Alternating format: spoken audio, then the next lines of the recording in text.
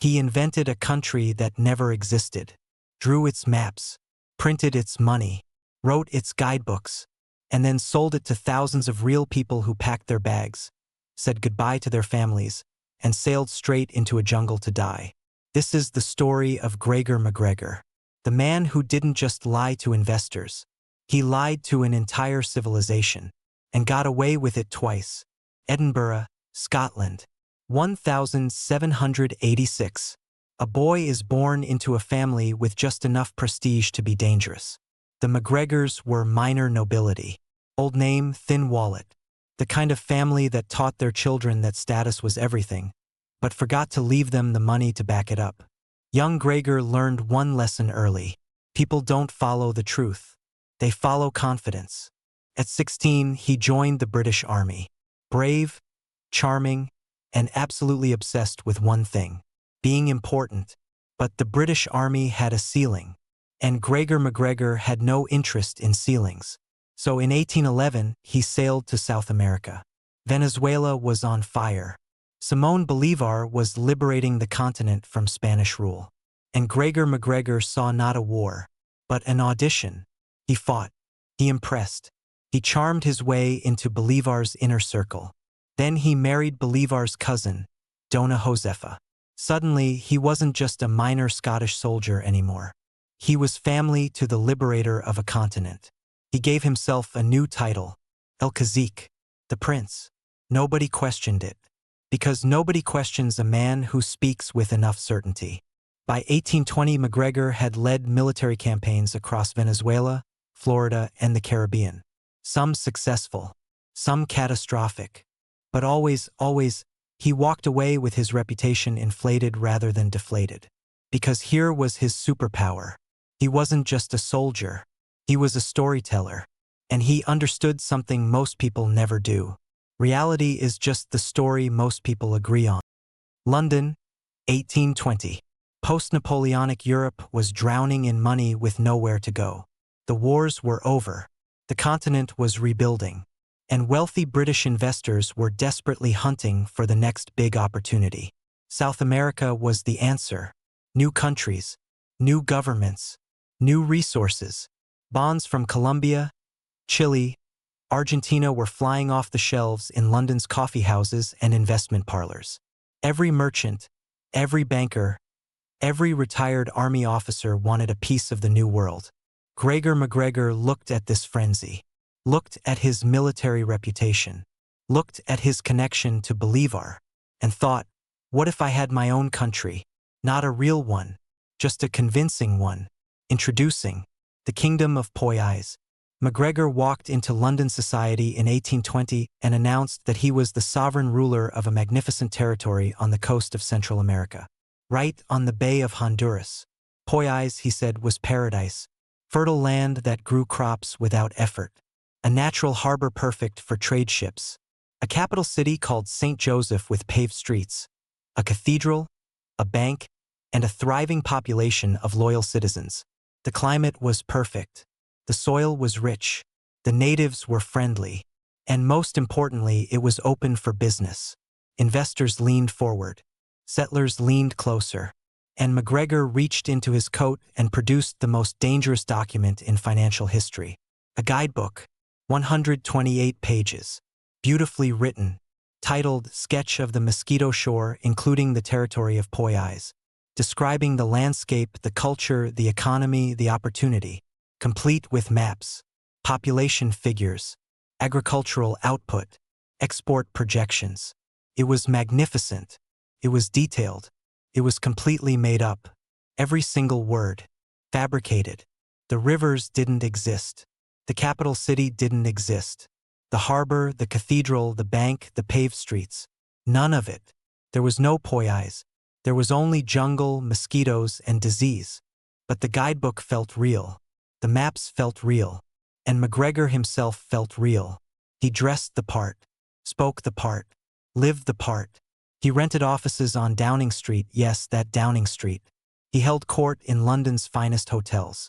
He printed an official Poyais currency called the Poyaisian dollar. He even hired agents across Scotland to spread the word. Come to Poyais. Land is cheap. Opportunity is limitless. The cazique himself guarantees your future. And people believed him.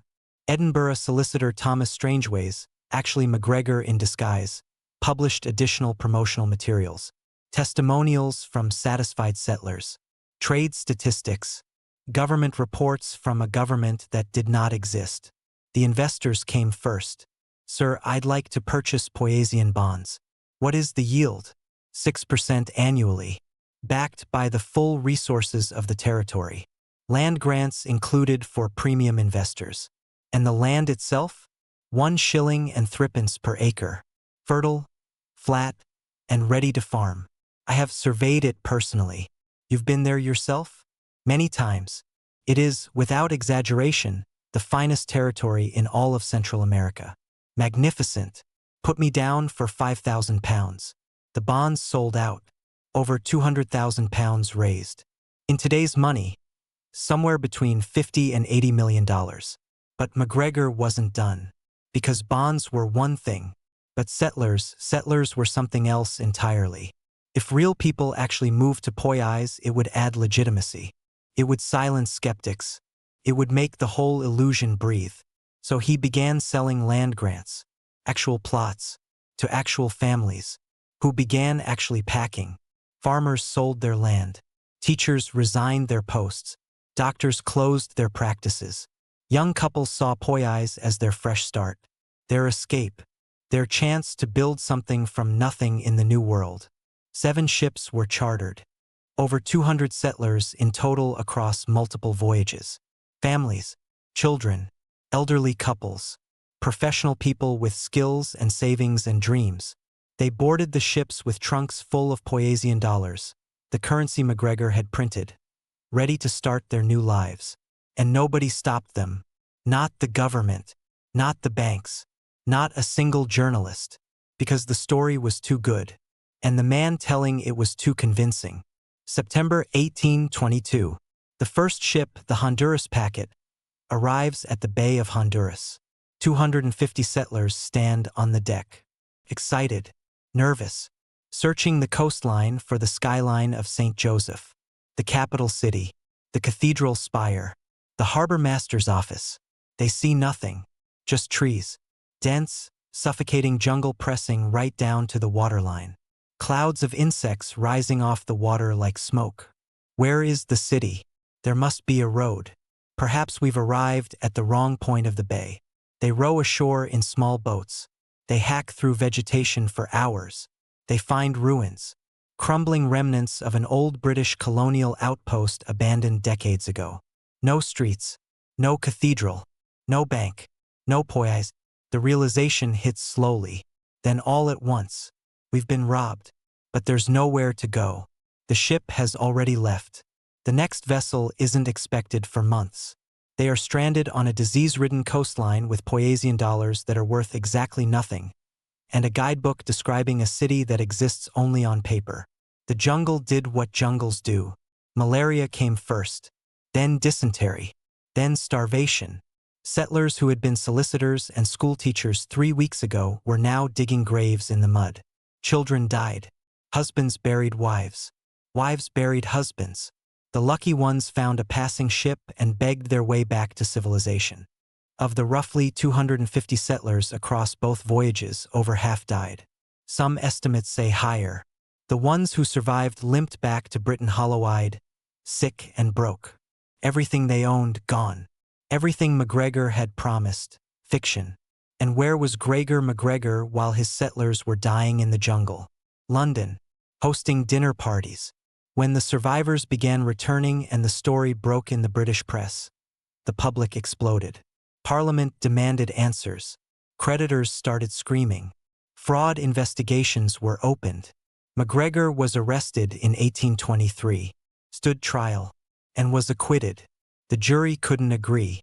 His lawyers argued that investors had taken a risk, that MacGregor had genuinely believed in the territory's potential, that no fraud could be proven beyond reasonable doubt. The man who had killed settlers with a guidebook walked out of court a free man. But London was now too hot. Too many angry investors. Too many dead settlers' families. Too many people who knew his face. So MacGregor did the only logical thing. He moved to Paris and ran the exact same scam again. Paris, 1825. New city, new investors, new settlers, same fake country, same maps, same guidebook, translated into French. France's investment class was just as hungry as Britain's. South American bonds were just as fashionable in Paris as they had been in London. MacGregor raised another fortune, sold more land grants, chartered more ships. This time the French authorities moved faster. He was arrested in Paris in 1826, tried for fraud, and acquitted again, twice. 2 countries, 2 trials, 2 acquittals. The man was untouchable, not because the law was corrupt, but because the law couldn't keep up with a lie told this elegantly. The victims never recovered. The families who had lost everything, their savings, their land, their relatives, received no restitution, no compensation, no apology. The Poyaisian bonds became worthless paper. The Poyaisian dollars became collectors' curiosities. And the kingdom of Poyais was quietly erased from the map it had never actually appeared on. MacGregor eventually retired to Venezuela in 1839, the country whose revolution he had once fought in. The same Bolivar connection that had given him his first taste of credibility. Venezuela granted him a military pension, recognized his old rank, gave him back his dignity. He died in Caracas in 1845, a respected figure, a decorated veteran, a man of standing in his community.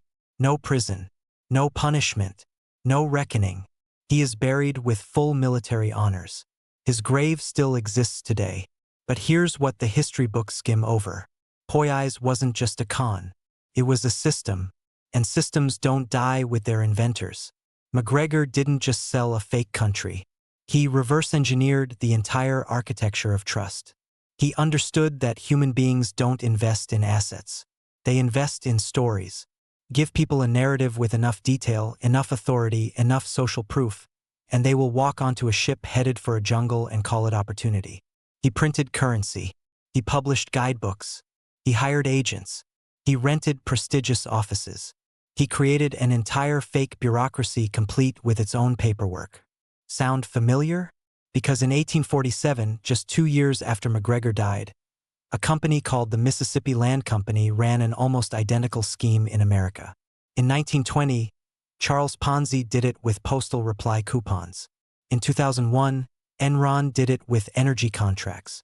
In 2022, Sam Bankman-Fried did it with crypto tokens. Different assets, different centuries, same blueprint. Step 1, identify what people desperately want to believe. Step 2, build just enough infrastructure to make it feel real. Step 3, collect the money before reality arrives. Step 4, when it collapses, make sure you're somewhere else. MacGregor didn't invent financial fraud, but he perfected it. He gave it architecture. He proved that the most dangerous weapon in any con isn't a forged document or a fake map. It's a story told with absolute confidence by a man in the right uniform standing in the right office. And here's the part that should actually terrify you. The investors who bought Poyaisian bonds weren't stupid. They were educated professionals, merchants, lawyers, doctors, people who understood finance, who had experience in markets, who knew how to read a balance sheet. They still lost everything, because intelligence doesn't protect you from a perfect story. It just makes you better at justifying why you believed it. Every generation thinks it's too smart for a Poyais. Every generation produces one anyway. The country changes. The currency changes. The salesman changes. But the jungle is always there, waiting. And somewhere right now, there is a man in an expensive suit in a prestigious office with a beautifully designed document, telling you that this one is different. Maybe it is. Or maybe you're already on the ship.